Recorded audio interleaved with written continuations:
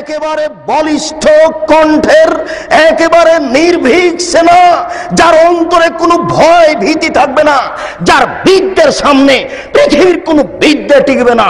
জাকির নায়েকের মতো পৃথিবীর কোনো বিদ্যা তার সামনে টিকবে না, এবং নির্ভীক সেনা হবে। আমি মুসলিম চির রণবীর, মরণকে করি না ভয়, মরলে শহীদ বাঁচলে গাজী। এই কণ্ঠ নিয়ে যে মাঠে নামবে, সেই জাতির উপকার করতে পারে, সেই এই সামাজিক কুসংস্কার বন্ধ করতে পারে, সেই এই ধর্মীয় কুসংস্কার বন্ধ করতে পারে। আশ্চর্য, মনের ভিতরে এত সংকীর্ণতা কেন? সারা পৃথিবীকে কি দিয়ে ঠেকাবেন? বলছে যে জাকির নায়েক ভুল পথে আছে, তো জাকির নায়েককে আপনি কিভাবে ঠেকাবেন? ও তো আকাশ দিয়ে চলছে, সারা পৃথিবীর বিদ্যানকে কাট করে দিয়েছে, ঠেকান দেখি। এইভাবে সংকীর্ণতা ভিতরে রেখে কাজ করা যাবে? এত সংকীর্ণতা কেন?